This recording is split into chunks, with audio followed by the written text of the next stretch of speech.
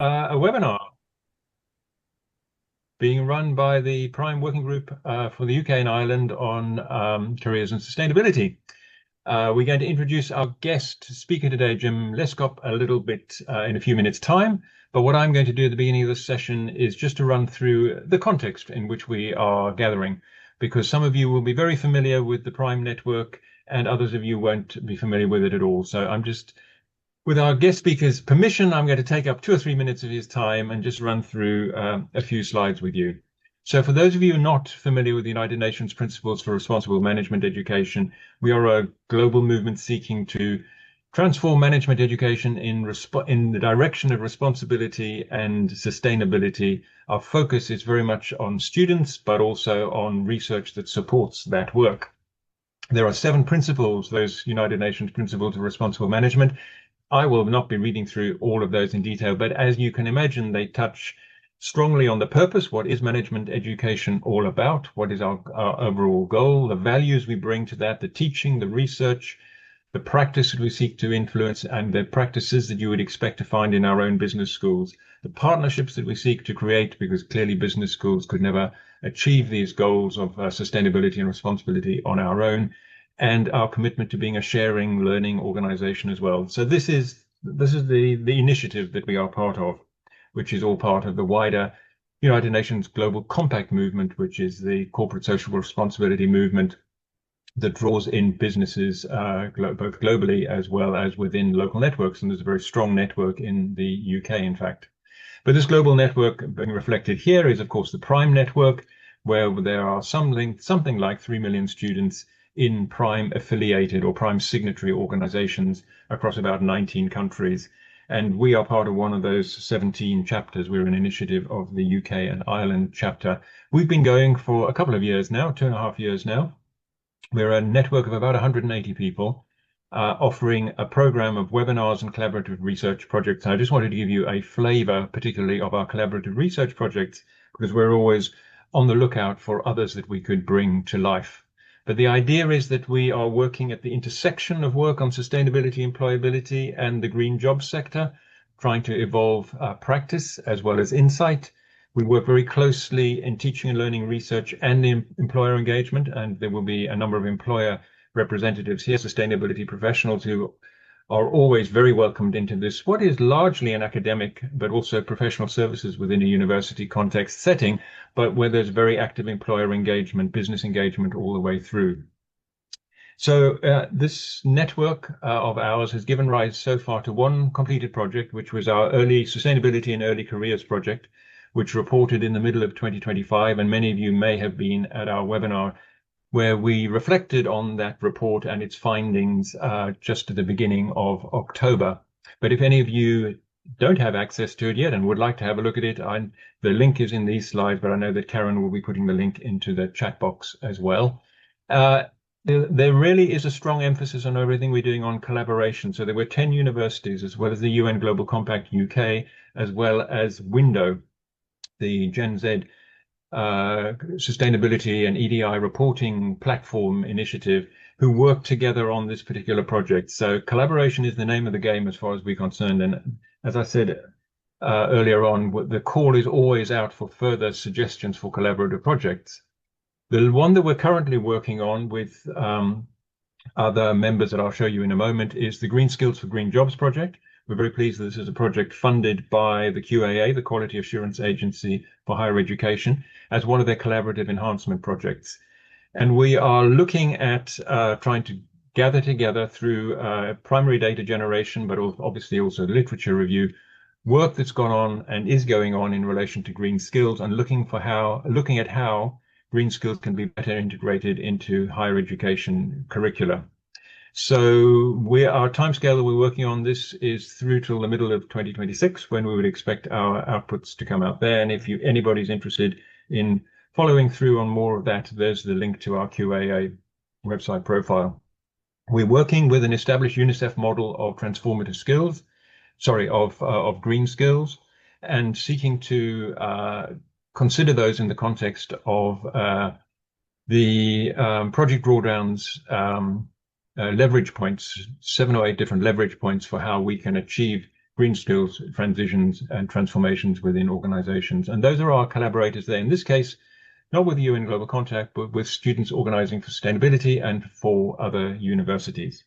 So that's what we're active on at the moment as a collaborative project. We do hope you're going to join us for our next event on the 5th of December, where Hope for the Future is going to be leading a workshop for us on helping students to think about how they can be effective agents of change through the use of advocacy skills, helping educators to think about how we can nurture advocacy skills in relation to climate and the wider nature agenda. And of course, how advocacy skills could play out within organizations and the skills that change agents within organizations need as well. So I know Karen will have put the link to sign up, and we look forward to your joining us there if you wish to. The final thing that I want to say before handing over to Karen, who will introduce Jim as our guest, is that we are constantly open to the suggestion of further collaborative projects. And so be in touch with us through our various mechanisms if you would like to. We're also always interested in those of you who want to offer and organize topical webinars, such as the one that we're having today. And in regard to that, if you were at our event at the beginning of October, you'll know that one of the potential topics that we identified then, in response to our survey findings, which indicated that employers generally thought that our students were not indicating sufficient understanding of systems thinking and systems concepts. What we're wanting to do in a webinar in the new year, not in December, but in the new year, is explore what it is that companies are looking for in terms of systems thinking and systems thinking capacities. And we would be really interested if you had any links of educators who'd be interested in talking about that, but also particularly companies that you're in connection with and connected to in your networks who might be interested in exploring that with us. They don't have to be experts in that area, but they need to be actively engaged in thinking that through. And it's a kind of exploration we want to feature as part of our webinar series next year. So look forward to hearing from you on that, if that's something you could help us with. At this point, I'm going to pass over to Karen, who will introduce our wonderful guest speaker. Thank you very much. And you can stop sharing there, Jonathan, and Jim, you can get loading. It's a great privilege to introduce Jim Lescop today, the founder of DecarbonEaser. I met Jim at a Prime-related event over a year ago and was immediately inspired by his story. He spent 20 years in the corporate world and radically shifted his workplace, his career towards running sustainability, climate change, biodiversity related training for transformative change in workplaces, and bringing in the whole connecting, engaging toolkit to ensure the efficiency of that training. And he's increasingly begun to deliver this training within university context that he'll be able to talk to us about today. And as we had those early conversations, the unique perspective that Jim is able to bring to this is not only the great benefits of climate workshops in themselves, but by us encouraging our students and indeed running our own climate workshops, how that is helping to supercharge professional skills and employability. So a perfect alignment for our working group interests. Thank you all for attending, and over to you, Jim. Thank you so much, Karen. Thank you, Jonathan. And thank you to the Prime Network as well to invite me for this session today. Karen, you kind of already started to introduce myself a little bit, but probably to give a little bit more context. As you mentioned, I'm the founder and managing director at DecarbonEaser. I worked about 20 years in business and worked across different industries: banking, recruitment, marketing, training, software as well. Mostly in the training space, looking at different skills, soft skills, technical skills, methodology, IT skills. So fairly broad experience. And learning, I have to say, has always been pretty high on my priority, in the sense of that's how you can really touch people. And in relation to the work I'm doing now, it's also very relevant. I'm from France, as you can most likely hear, but I worked in Australia for over 10 years. I have two kids that are now 15 and 8. And when I turned 40 about 5 years ago, I decided to shift from a corporate role and use my skills, in fact, to really help others to be empowered within the business world. And as Karen mentioned, within the university, but also working with schools, so the education system at large. So established in the UK for the last 3 years. And today, the session would really be about, the skills basically you can gain from a number of, workshops that we run, and hopefully that would resonate with people for them to experience those as well. So hopefully this session is relevant to anyone. Let's dive into the agenda for today. Just in terms of navigation, I suppose if you have questions, maybe feel free to pop them in the chat, and happy to answer them as we go or after the session. And I'll, if that's okay, Karen, John, to leave it with you to monitor the questions. If you think it's a good time for me to answer right there, and then I'm happy to do that, or leaving it for a little bit later. Okay. Thank you.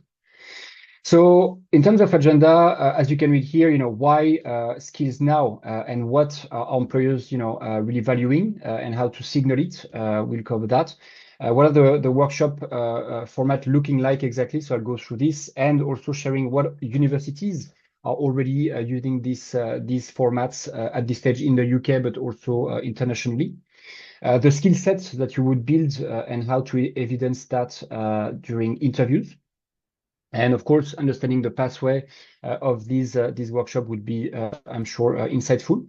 Before we can look a little bit more again on the skills and the capacity for or the edge it would give to students, but also potentially to educators and staff at large. So looking at skills, I think needless to say that employers hire for clear thinking, for confident communication, and the ability to lead change. So maybe just to have an idea, as I was saying, to know who is in the chat, are you able to pop your role in the chat? Are you a student? Are you an educator, coach, staff? Just for me to have that understanding. That would be helpful if you can just type that into the chat, and I'll check that as well. Yeah. So what is your role, and what is it you're doing? Thank you, Fernando, for kicking things off. Actually, quite a few people did add that earlier on, and maybe, Jim, you won't have seen that. So perhaps if you did add it earlier on, put it in again now, just so that Jim can see from this point on, and that will be very helpful to him. If you don't mind, that'd be great. Educator, student, great. Academic, program manager. Okay. So I suppose, we can carry on a bit of a mix between professionals in sustainability, educators, and students. That's, I guess, who we were expecting. And in terms of the skills we're looking at here, I think it's relevant for really everyone. So thank you very much all for sharing that. Now, looking at the diversity in the room, educators, students, it's important to see that the demand is cross-disciplinary. When you think about business needs, we're looking at stakeholder engagement, but also people in sales potentially looking at creating tenders that require climate, carbon literacy, and more that's the case. And as ever, project change management. So that again would apply to students, but also educators here. Now, looking at the climate and the nature crisis we are experiencing and the increasing risks for businesses, there are a number of regulations as well in place, and those regulations keep ramping up. So it's not going to go away tomorrow. There are a number of market shifts as well that are happening. And that would mean that a number of skills would be even more important today than they were potentially tomorrow.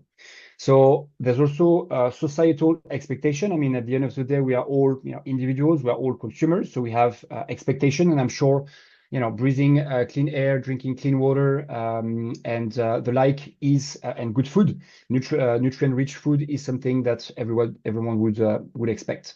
Hence the relevance of, again, the topic around sustainability and the skills we're talking about. So all the skills you can see on the screen here are skills that you will need to own, and all of them, you can develop by running the workshop we'll touch on in a minute.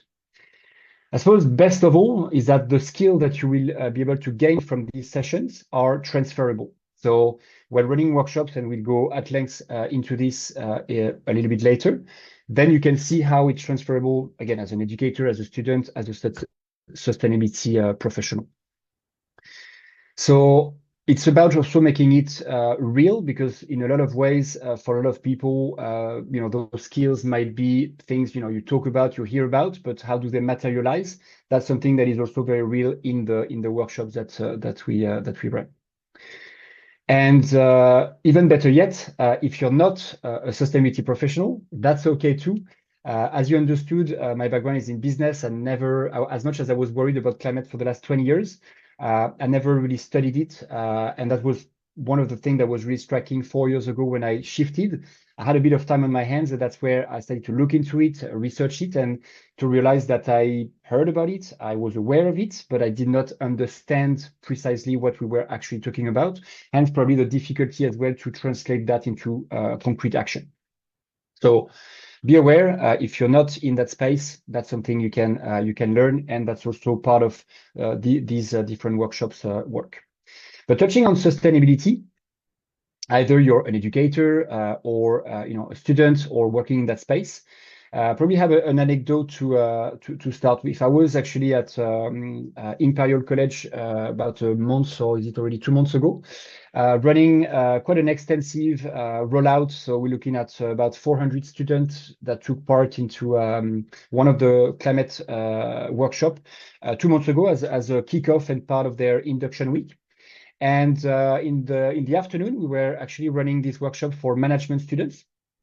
And one of the students, halfway through the workshop, so about an hour in or so, came to me and said, "Hey, Jim, why are we here? We are not studying sustainability." In some ways, I was a little bit taken aback in the sense that to me, sustainability is relevant to everyone. But I think it was illustrating what I'm sharing here on the slide. In society, but also in businesses, very much so still, even though it's slightly shifting, people think sustainability is one function that needs to be almost siloed from other functions within the organization. And at the end of the day, when that student came to me, I was probably coming from that standpoint. And of course, I do understand her point that she's studying management, so it's not directly related to sustainability. But increasingly, as I'm sure you would agree, and as I've already mentioned, we are consumers, we are in different organizations. Sustainability is fairly up in the agenda, and certainly going up every day more specifically. So instead of being siloed as shown here, I think what we're looking at very much is more something that what you can see on the screen here. It should be a foundational, not necessarily skill, but understanding, awareness, knowledge, to a point skill that people get from either the studies or taking part in different activities, workshops, whatever it may be. So coming back to my student at Imperial, who was in a Master of Management again, she was up for a bit of a surprise in the sense that she realized after my explanation that most likely her role in the future in business would be related one way or another to sustainability. Whichever role you're in or you will be in means that you need to gain an understanding of the impact the business is having on the environment, and reversely, what are the things that a business can do to reduce their impact. It is worse if you're in communication, in marketing, if you are in finance, if you are in sales, etc., as I was mentioning before. So to me, that's something that needs to evolve. Sustainability needs to be a foundation we build from rather than something very siloed. So coming back to our, I don't know if there's any question, just not to be too quick there. You didn't see any pop-ups, so it should be right. Cool. So introducing the climate workshops per se. So I have to maybe put it into the context. So these climate/nature workshops, I came across them about 5 years ago now when I started to shift, as I was mentioning before. And as much as I was doing research, taking part into online courses and the like, to me it was always the same thing. Similar to what we're doing here. It's a top-down approach. I'm talking to you, not to say at you. You can ask questions, but we're not having conversations. And when I took part into the one on the top here, the climate fresque, as per the setup, as written here, it's a facilitated, collaborative and thought-provoking experience. So the way it works is that you bring, about 10, short of 10 people around a table, and you can have as many tables in the room that you like. And the way it works is that instead of receiving information, you're basically taking part into a collective intelligence exercise, which means that it is card-based. So you can read these cards to start with.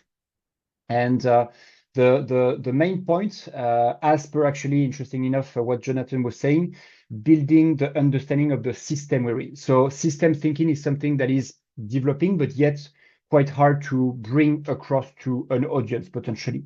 And the way these workshops work is that people come together, they look at these cards, and they're trying to make sense of these cards. And by doing so, that generate natural conversations. Conversation that, according to me, and I think more than myself, allow people to move from a place where they, and again, no offense at all there, they think they understand receiving information, to they practice and they put the information they get to the test of what did other understood. Is it aligned to what I did understand? So having the chance really to share based on information, you're first lifting up the understanding. And on top of this, you're having more informed conversation, helping to probably shift a number of perspectives, maybe opinions, which, as we know, in the space of climate environment, can be quite polarized, especially these days, right? So that's really the first part. So you come around the table, you have a chance to really learn, have conversations, and as it says here, it's really thought-provoking because, again, most of the time, it's not topics we tend to really enjoy having conversations about for very understandable reasons. It's overwhelming, it's kind of scary. But the point is, if we're not having those conversations, how are we to deal with the consequences and find, I suppose, the strengths to look at the solutions and put them in place? So that's really, hopefully, what you can see on the screen when you take part. Having that understanding, having those conversations, building that mind map of the system is extremely insightful. And there is a lot of rounds of discussions because we keep building that mind map across the workshop, or the first part of the workshop. So it gives, when you're taking part, a lot of insights in terms of what you can gain from facilitating these workshops as well. So, reading the room, identifying different personalities in the room, learn how to work with those different people. It's also very valuable when you are, working in a team or as a leader in a business. So starting to draw on those skills specifically. Also, as you can see, you have different topics you can take part in and then become facilitator on. So climate, digital, biodiversity, nature-related topics, and potentially more. If you're interested, there is actually more topics, but I didn't want to overwhelm you at this stage. And I think one of the best things as well is when you're, as a student, as an educator, taking part, but also running these workshops, give a real sense of purpose, purpose that, to a point, I'm sure people would agree, we lack in our societies these days, right? We tend to be very, fragmented, separated. Individualism tend to be the norm.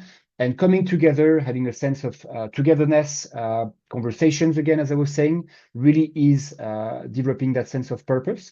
And on top of that, empowering others to take action is what really brings me joy, I'll be honest with you. You can see people willing to take part, willing to join forces and come together. And this is really priceless to a lot of extent. Happy to, again, answer any question about the formats, but I don't want to drown you too much with information there. So moving on to which universities are already leveraging these tools. So, wow, the list is there, and that's not an exhaustive list. I'll be honest with you, I could be adding another 10 universities. There's many schools doing them as well, but hopefully giving you a bit of a flavor of who we're looking at there. So that's the first thing. Now, in terms of breaking down, how you can do it. So any of the workshops I mentioned just then can be delivered by staff, of course, educators, but also students. So it's really open to everyone.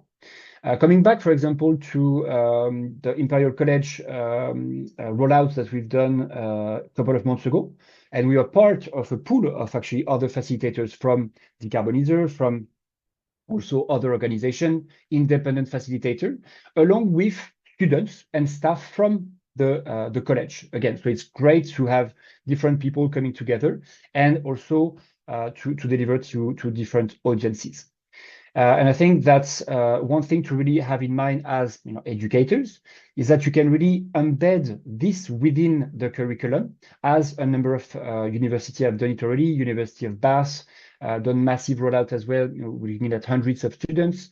Imperial College, as I was saying, University of Plymouth. So it's all about trying to bring this to more people, and you can embed this within the curriculum, as much as you can organize ad hoc separate events for people to come together and take part. Another great thing is that you can deliver to any audience internally within the university. So obviously staff and students, educators, but also you can take those tools, and I'm looking probably more at students here, once you're a facilitator, you can take them to your communities. If you're doing sports, whatever they may be, football, anything like that.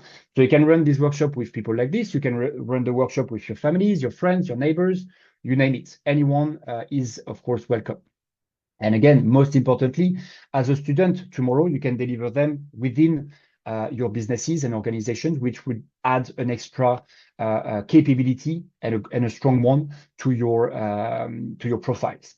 Okay, so that's another element to mention. Now, it's suitable for any level and curriculum. I think that's very important to mention because, again, no one needs prior knowledge per se, and that's a great thing. You can mix people together, and that means that you can have people that don't quite understand the topic, which is totally fine. It's not about judging, it's about bringing people together, as I was saying. And at the same time, you can, of course, have people that know more, and then they can share with others and inform. That would be very much enlightening for others within these groups, because again, it's based on collective intelligence, so everyone's welcome. And I have to say that everyone's taking a lot out of them. Either they know a lot or either they don't. So it can be done, as I was saying, with the Imperial College, if you're in sustainability curriculum, if you're outside of this curriculum, because it should be relevant to everyone and anyone. Another point there, I did touch on that. If you have 5 people, you can run a workshop. You don't need to have much more people than that.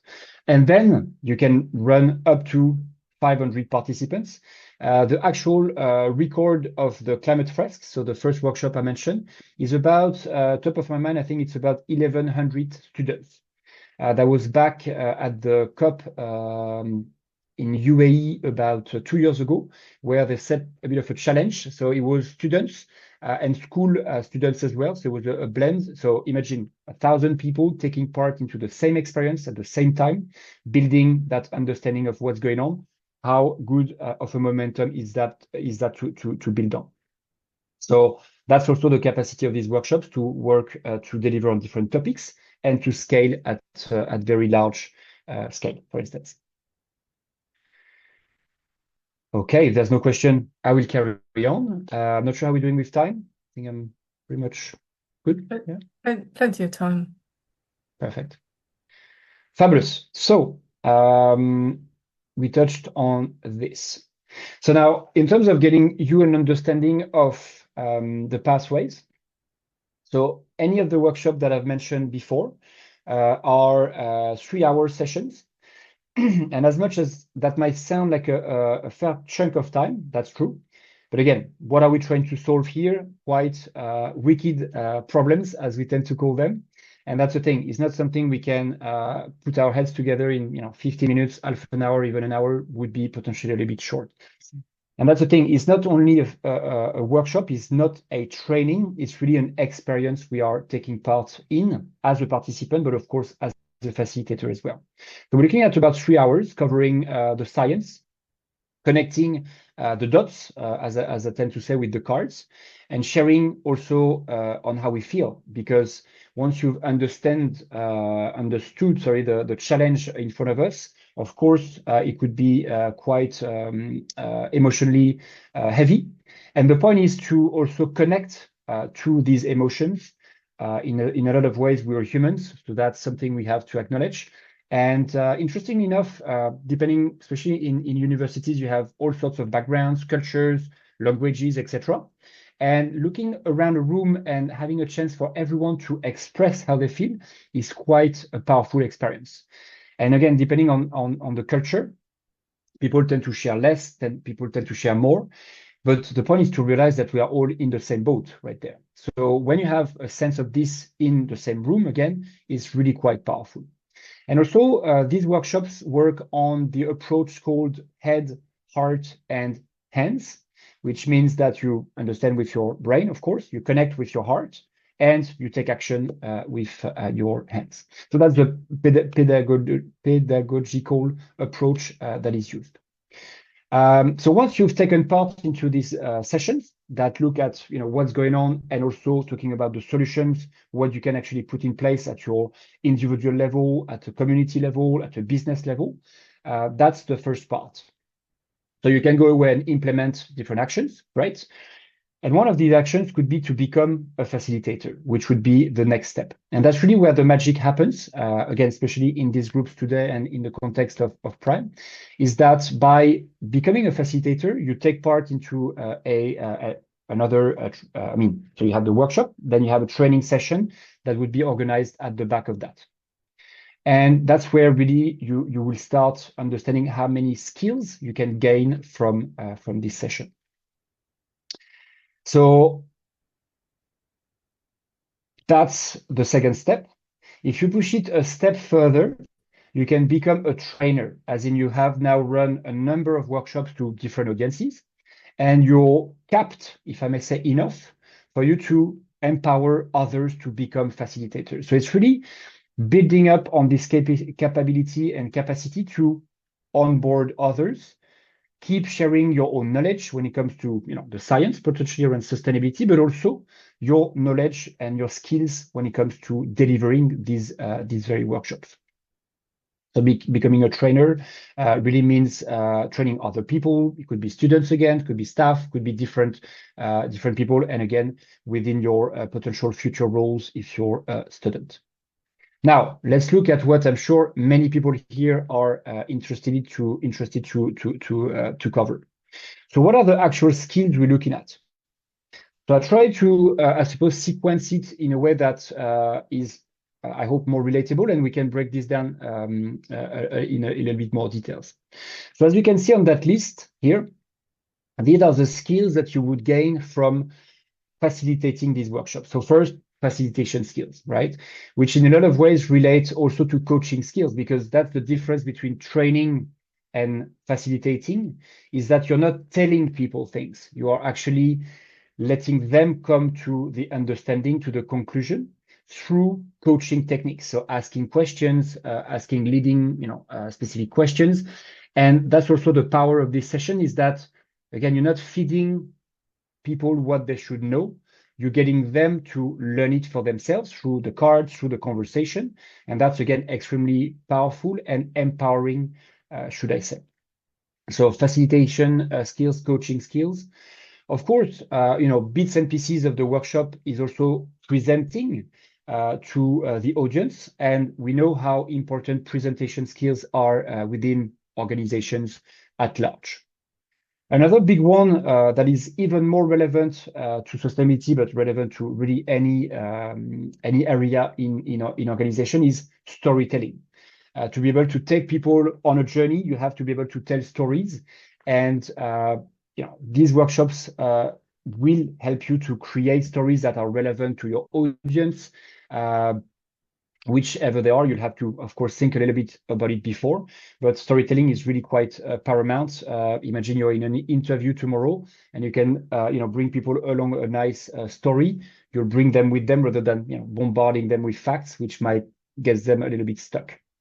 Another one that I'll touch on is marketing. I mean, by organizing these workshops, you need to, set them up from a logistics perspective. That's probably a skill I could add to this. But that's another thing. You need to, bring people along, and for this, you need to communicate. You need to do a little bit of marketing. So that's another tool that you will gain from those sessions.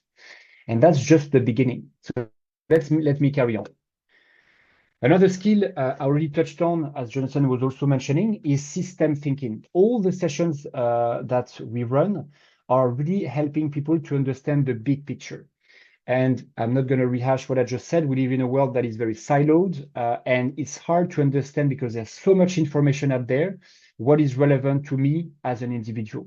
Okay, so system thinking is really something that is gaining more traction also in businesses, because everybody understands that getting that understanding is paramount to make the good decisions moving forward. Again, if at any point you have any question on any of those skills, feel free to ask. Communication. If you are before a session, you have to communicate to different people. You have to organize maybe rooms, places to set those sessions up. In the workshop, you of course need to communicate. So a lot of communication, as I'm sure most of you would be here, is what I'm saying. But of course, more than this is how I'm behaving. Am I moving my hands a lot like I do, or are you expressing yourself with your face? All sorts of communication you have to work on, of course, when you're working with different audiences, different people, different background, etc. Another one that is quite relevant with these topics, but also in businesses, is your capacity to be empathetic. And that's something that in a lot of ways I think is overlooked, but we all can relate to what it means when you have someone that is empathetic towards a specific situation we go through, where that resonates and really help you to create also very strong relationships. And as I said, I think we need to be able to to create a stronger relationship with all sorts of different people out there. Adaptability. Needless to say that running, tens, hundreds of sessions over the last few years and through my career, being able to adapt to an audience, being able to adapt to a specific situation, being able to adapt to your content, being able to adapt to many different parameters, a change of room on the day, all that sort of things. It's absolutely amazing what you would be facing, but again, it's all learning, and that's the beauty of it. And being able to face the situation would really get you prepared. Again, looking at the students, but anyone in the room, to tackle better, maybe with a bit more empathy, with better communication, different situation that would be thrown at you. And as we know, there will, and there's, I'm sure, already be many of them. Collaboration. Before a session, again, you have to maybe promote the idea, convince people, and having a sense of collaboration before that will, of course, be important. And of course, when you're in the room running the show, collaborating with your audience is paramount. If you're, losing them, if I may say, well, that's not gonna be great in terms of showing collaboration skills. But again, that's not something that happens overnight. It's something you will develop running more and more sessions, and will help you in many different areas of your work moving forward. Time management. self-explanatory. You have a set amount of time. You have a set amount of content you have to go through. You have to work with your audience. If they're asking a lot of questions, you might be losing a little bit of time. So you might have to make choices afterwards. So I think you all get the idea there. And that's something I'm sure you would all be facing moving forward. Stakeholder management. Again, in business organization, it's a massive skill to gain, to have. So handling different people, difficult conversations, different profiles, backgrounds, cultures, etc., etc. Is something that you would definitely gain from running those sorts of workshop as well. As you can see, I can carry on, and to be honest, I kept putting more skills on, and at some point I had to stop because the slide was full. But decision making, again, making decisions on the go. You have a question. Should you answer the question right away? Should you answer it a little bit later?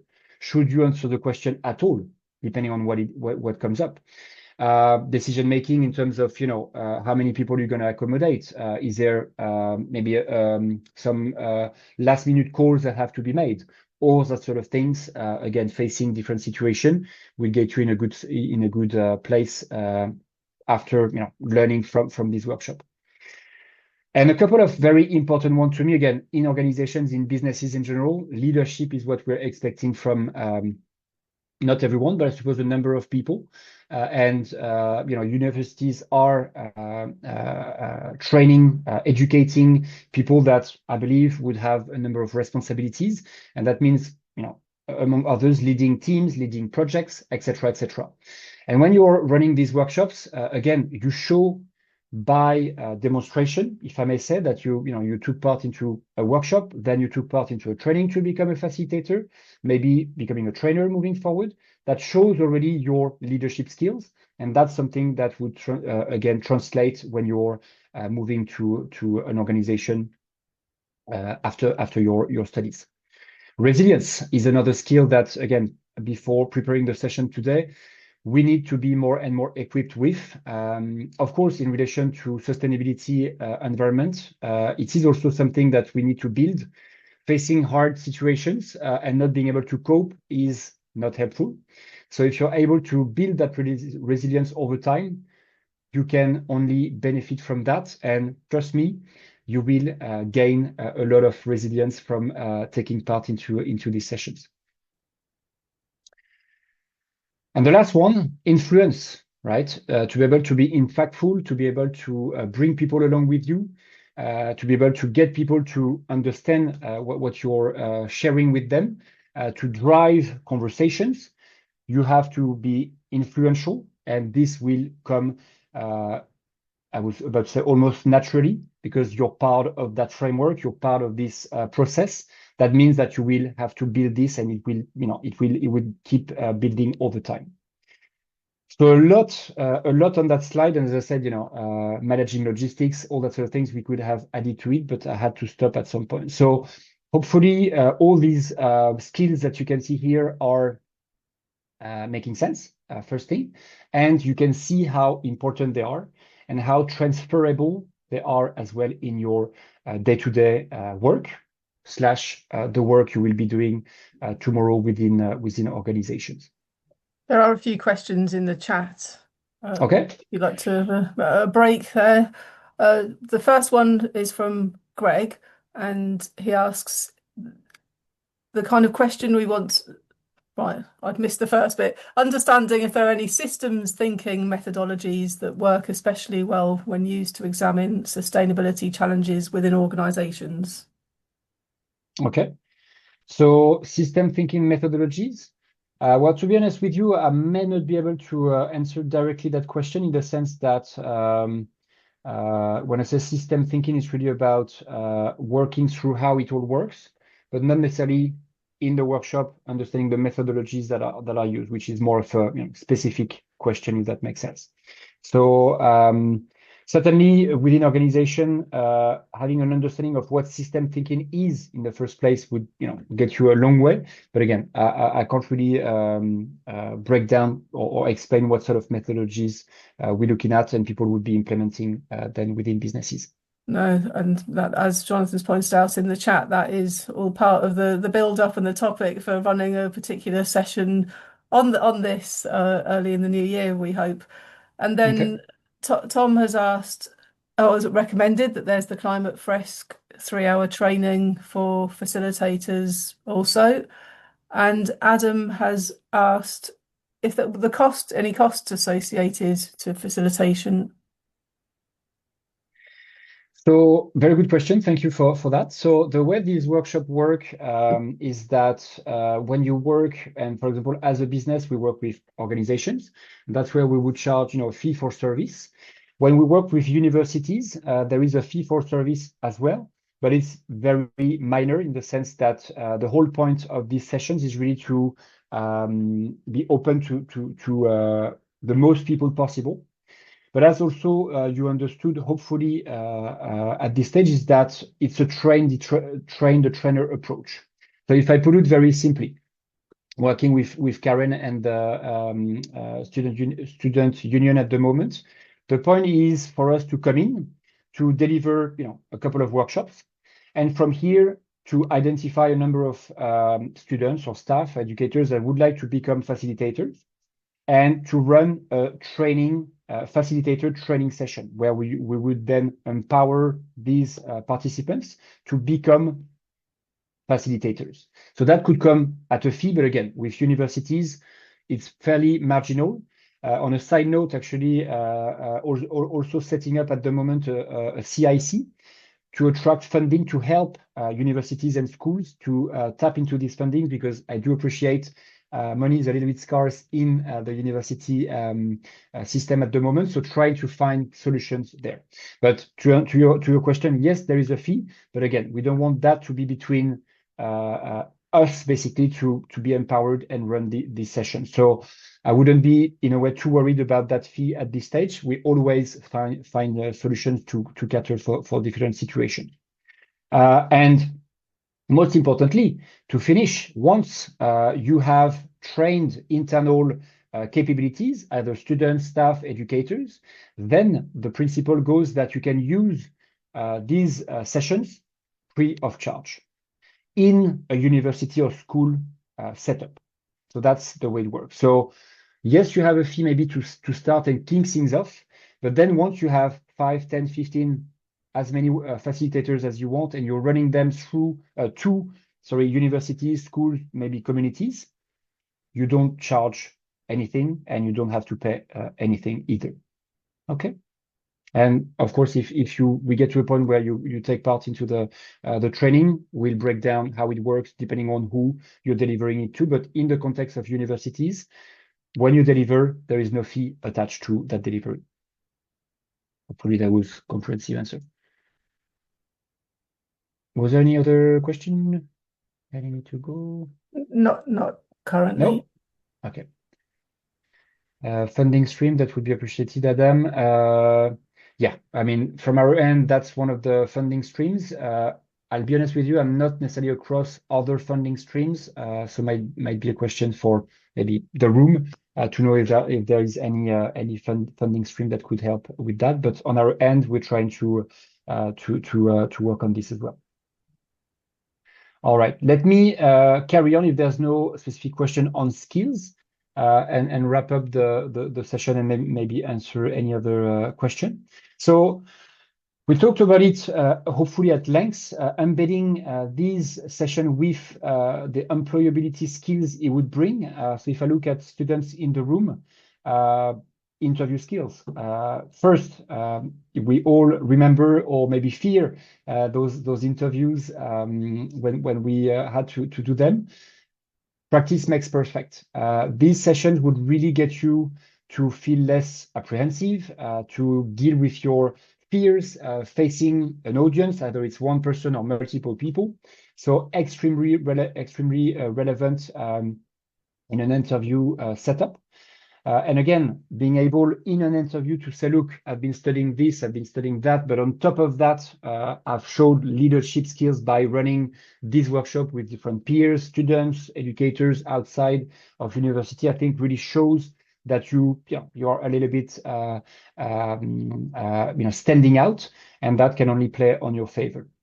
Then, as you understand, I hope by now, on-the-job skills is really fundamental. Coming back to the previous slide, amazing way to gain presentation skills. Stand up in front of an audience. Again, work on this apprehension that we can all have, me included. Another one around collaboration, dealing with different people, different situations, backgrounds, heated situations, all that sort of things. Show really how you collaborate with a lot of people. And again, these sessions are really great for you to work on that. Navigating complexity, needless to say that the world is fairly complex. So when you are working in a job, you also face quite a lot of potential tricky situations. And if you've been exposed a lot during this workshop and other things, of course, you gain a capacity to adapt, to think quickly, to make decisions on the go, and that would help you navigate that complexity. In terms of employability as well, I was referring to it in the interview phase as a student, but if you're able to show that coming into a business, you can run something that is a little bit different and organize events around them, purposeful events, as I was saying as well, I'm sure that can only be welcome and show again your leadership skills in that respect. I suppose last but not least, as you understood, I made that shift because we are facing a climate and nature crisis. We need to make important changes in our societies, and that means in ourselves to start with. And gaining, of course, sustainability knowledge, but also potentially, an understanding of legislation, an understanding of methodologies, all sorts of things is something you would gain. And as I said, not my background at all. I can only say that you learn a lot, and that's the beauty of it as well. You keep learning, you keep having conversation with many people, and that's really where I think the beauty of that is you really build, because all of these workshops are community-based, so you get to meet with people that are trying to move things forward, and that's really inspiring at a personal level, and really helping gaining a sense of agency of what is possible and where do you come in, which I think a lot of people are still struggling with as we speak in society. For educators in the room, as I said, coaching skills, being able to rather than telling too much, it's about getting that information from people, so asking the right question at the right time. Managing different stakeholders inside the university, within a room when you're with students. Don't need to explain a bit more with presentations skills there. System thinking, we talk about it, I think, at length. Collaboration, and again, sustainability. If you're not a professional in sustainability, yet it should be part of your role, and that's something you would gain out of these sessions. So I suppose to wrap up, the choice is yours. Which one are you going to choose? And you can choose all of them if that's your ambition. You can start with one specific topic more than another. It's, of course, up to you.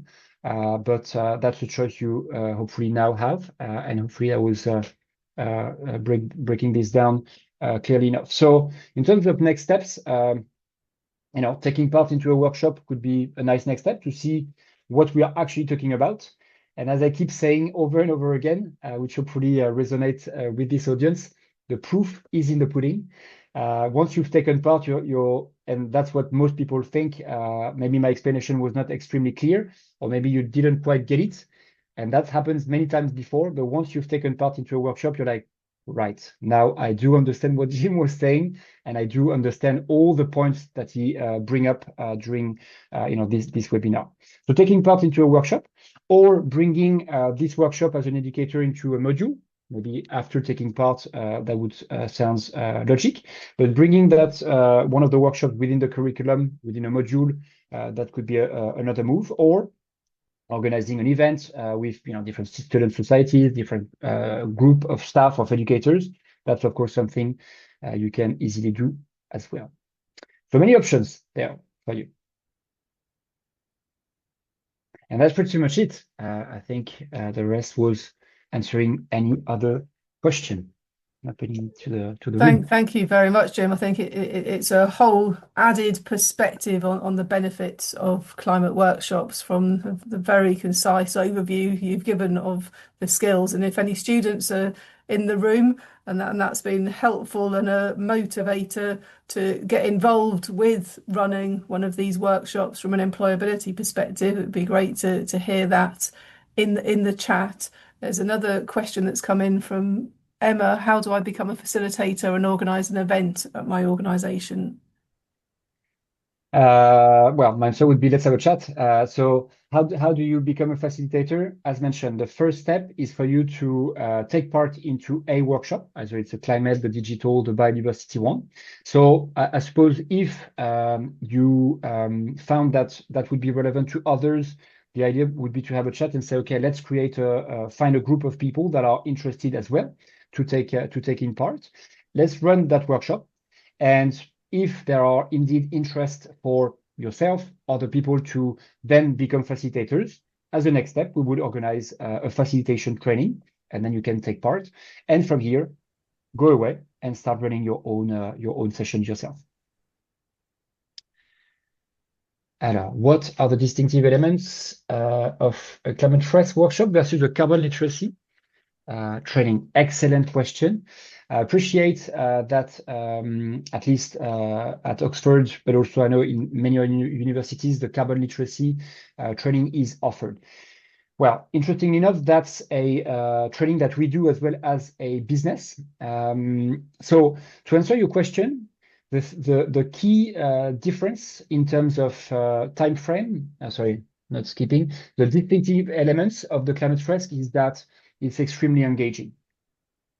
Where the feedback we have is that the climate literacy, as much as it's very insightful, it's longer as well. So it takes a day, where the climate risk is about 3 hours or so. So time frame is different, and also the capacity to engage on a topic, because you have that really longer period of time to have conversations. And I can't, I suppose, emphasize this enough. That's really when, for a lot of people, the penny drops.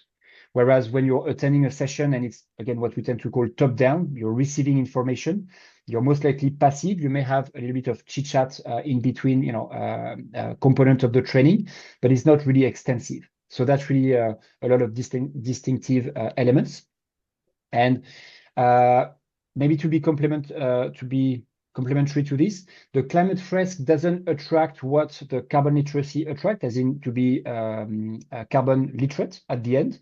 But the beauty of it here again is that the two organizations, the climate risk, for instance, and the carbon literacy, are fully aware of the strengths of each of the two formats, and allow basically trainers like us to do a blended version. So you could have half a day climate risk to really get people pumped, having conversations, and then you can follow that up with another half a day to feel the, I suppose, the prerequisite from a carbon literacy perspective, and spend more time to really drill into the details, the order of magnitudes, but also the pledge, how to communicate around climate, all the sort of things that are covered in the carbon literacy training. So hopefully that's a few things that are helpful in answering your question. Jonathan. All right, moving on. Are we good for time? I think it was 1:30 or? Yeah, if people are happy to hang on for a few more minutes, that's fine to run over. There's another follow-up question from Emma: a time frame for becoming a facilitator after having participated in the workshop. Look, we can do that on the same day. You can take part into the workshop in the morning, and if organized sharply, we can organize a training session in the afternoon. That's what happens with a number of organizations or schools, for instance. So no time to waste. So let's do this. That's the idea. That would be a good model from participant to facilitator in a day. Wonderful. Exactly. So one more call to see if anybody would like to add a question into the chat, but if not, we will certainly share the slides, and you've got Jim's contact details on there if you'd be interested to follow up with him for a university approach. As he's mentioned, he's in touch with our student union at the moment to look at a potential of running this through the student union body. So that's an exciting proposition for us to see how that goes. And if not, we will close this session, and thank you very much for all your time, Jim. It's been really insightful as to the differing rationales for getting involved with climate literacy. Thank you. Fabulous. Thank you, everyone. Thank you for your time and the invitation. And I hope I'll see you soon.